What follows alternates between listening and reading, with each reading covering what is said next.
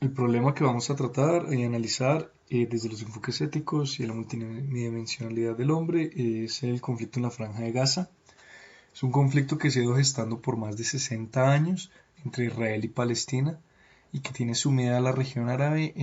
en una constante presión, tanto a nivel local como a nivel mundial. Se ha dado gracias a las diferencias ideológicas, políticas, sociales, religiosas y además porque se han juzgado deliberadamente las pretensiones en territorio que tienen los dos países. En cuanto a los valores en el conflicto de Gaza, pensamos que es muy difícil reflejarlos y entenderlos totalmente en el mundo occidental, pero dentro de la cultura para ellos, el servir a su sociedad en este tipo de conflictos es un acto que se considera honor y sacrificio. Servir a la comunidad israelí o palestina es reflejo de respeto y responsabilidad con sus hermanos, con sus padres y en general con toda la comunidad. Se debe respetar lo que para ellos es este tipo de actividades y lo que refleja para su comunidad, así como para el mundo occidental de cierta manera es honor servir a su país, de la misma forma lo es para ellos. En cuanto a los principios éticos, podemos hablar que es muy poco lo que se puede hablar dentro de nuestro contexto en el mundo occidental, pero al investigar mucho logramos concluir que estas religiones logran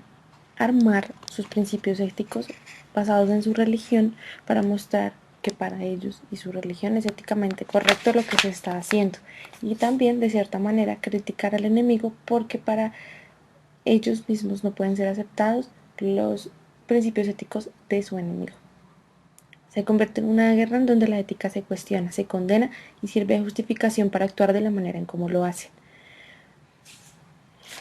Para la multidimensionalidad del hombre en el conflicto de Gaza, podemos decir que estas personas son personas las cuales solamente están siendo dirigidas por la inteligencia emocional, pero más específicamente están siendo dirigidas por sus pasiones irracionales, en donde la envidia, la avaricia, el odio y sus ganas de poder se convirtieron en sus pilares fundamentales para dirigir su vida, en donde no les interesa maltratar y matar a las personas inocentes, donde el ser humano no es valorado ni apreciado, sino que por el contrario se convirtió en un objeto más sin sentimientos. Teniendo conocimiento de la situación vivida, en este caso, podemos darnos cuenta de cuando la vida del ser humano comienza a ser dirigida por sus pasiones irracionales, este no tiene límites, en donde deja de ser sensible a los sentimientos de los demás y hace lo que esté a su alcance para lograr lo que quiere, sin importar que esto signifique violar los derechos fundamentales de esta persona. Los hombres hemos ido cambiando con el pasar del tiempo, hemos venido cambiando las necesidades y cada vez es más común ver el uso que se les dan a las personas.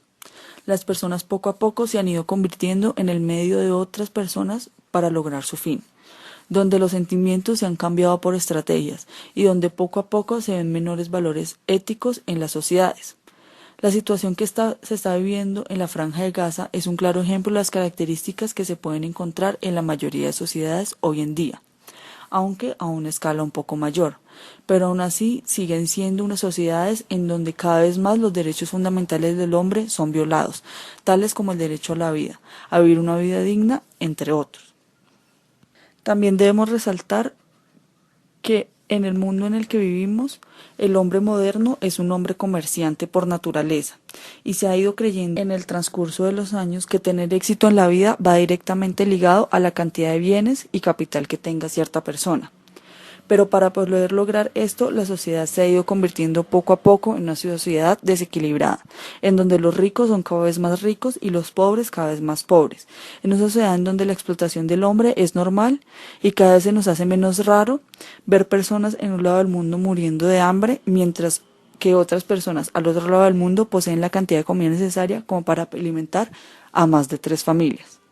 Esta situación va muy ligada a lo que se está viviendo en este momento en la Franja de Gaza.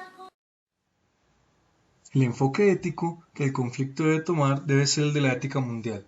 porque debe existir una transformación en el corazón de las partes implicadas y del mundo en general que observan el conflicto. Debe además basarse en una política de tolerancia y verdad, donde todos sean tratados con el mismo respeto y la justicia sea aplicada con igualdad, no como se ha aplicado actualmente, donde se ve fuertemente la influencia de la ética subjetiva, donde cada quien aplica la justicia y sus decisiones según su criterio. Chocan las diferentes religiones e ideologías, dando mayor importancia a su punto de vista que a la dignidad humana tan necesitada en todos estos años, porque choca una ética subjetiva y una ética autoritaria, que lleva a la región sumida en guerra más de 60 años. Las dos partes deben unirse para el progreso de la región y poder así avanzar hacia una era de porvenir dominada por una larga y duradera paz. Para entender un poco la visión de nuestros autores, trabajados a lo largo del semestre, aplicados al conflicto árabe-israelí, es preciso comprender el síndrome del enemigo. El síndrome del enemigo se da en este conflicto árabe-israelí y consiste básicamente en que cada parte ve a su oponente como un ser desprovisto de sentimientos, motivos, legitimidades, de razones, es decir, lo ve como un representante del mal y se ve a sí mismo como un ser justo, un ser correcto, y cree que alcanzará la legitimidad moral atacando, generando daño en el oponente hasta terminar con él. De esta manera es preciso destacar dos autores que tienen dos percepciones bastante diferentes y nos pueden dar una luz de lo que está pasando a través de sus pensamientos.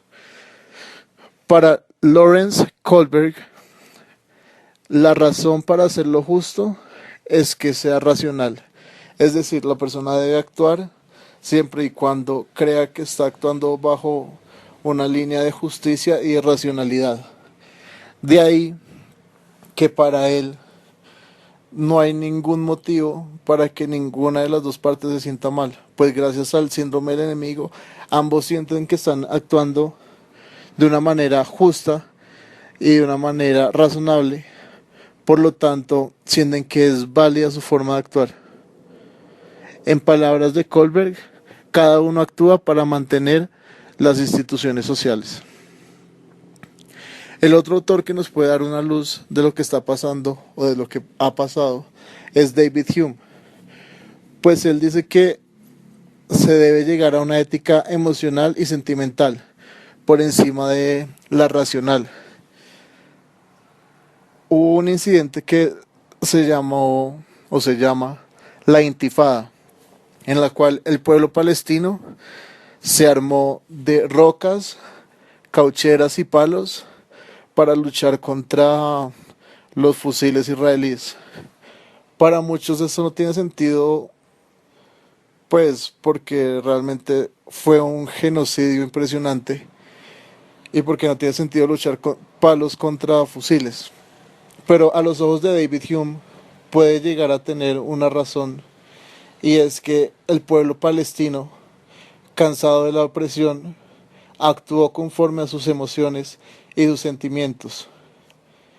generando así su propia ética fundada en esto, y así actuaron.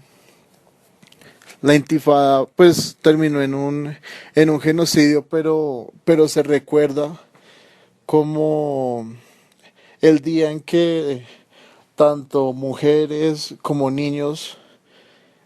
como el resto del pueblo palestino decidieron decir no más y entraron en el conflicto para defender sus ideales, pero más que defender sus ideales, defender su propia integridad. Y, y es una revolución que marcó la historia de este conflicto. Ya podemos seguir con los otros autores.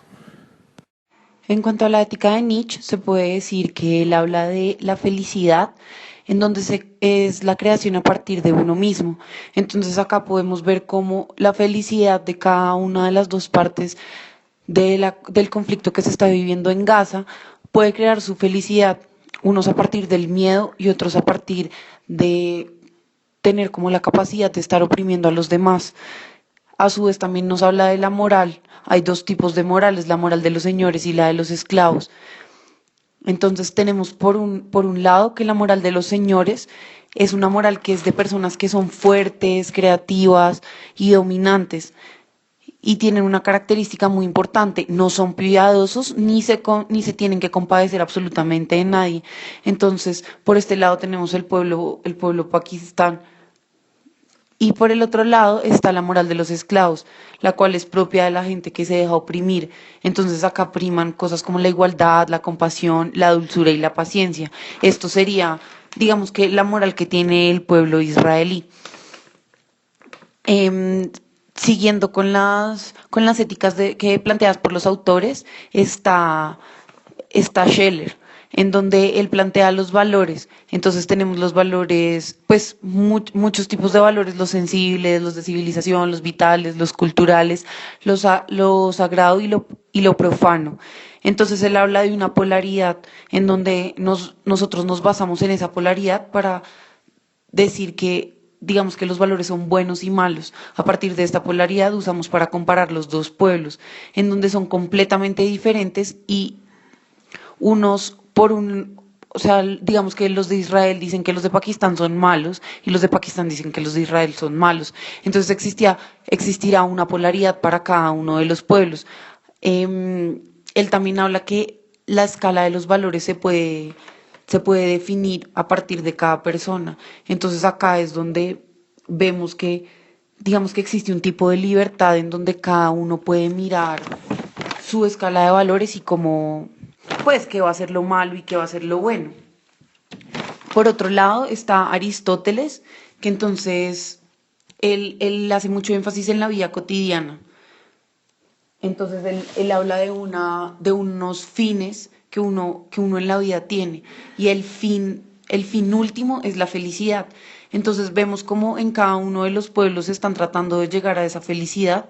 a partir de, digamos que los de Pakistán, a partir de pisar y pisar gente para obtener un territorio, en donde lo único que están haciendo es seguir los ideales de cada uno de los dirigentes. Entonces, a partir de lo que él plantea como ética, se entiende como que es una ética comunitarista, en donde se debe pensar desde un nosotros, no desde un yo. Entonces acá se ve como los dirigentes no en ningún momento están pensando desde un nosotros, porque nos basamos que este conflicto es más que todo de los dirigentes, ni siquiera tanto de los pueblos, sino de las diferencias de pensamiento. Finalmente, lo que nos plantea Einstein es que uno no debe tener personas admiradas, pero es necesario tener líderes en una comunidad. Dice que pues las cosas banales no deben ser la meta en las personas, entonces digamos que acá nos basamos de que los dirigentes no deben, o sea, no deben ser admirados, sino simplemente deberían actuar como líderes en pro de la sociedad, en donde no se tengan cosas banales para no llegar a ser, pues a tener actos que no deberían ser éticamente buenos. Entonces él también nos habla de una guerra que dice que es el enfriamiento generado por actores movidos por diferentes causas. Entonces acá vemos que los actores solo continúan la guerra, ellos lo único que van a hacer es seguir y seguir la guerra hasta no obtener la victoria, ellos no van a parar la guerra. Entonces buscan favorecer intereses particulares y extender su autoridad personal. Cada vez quieren que la gente los admire más y lo único que hacen es sembrarle a las personas un apetito de odio y rencor.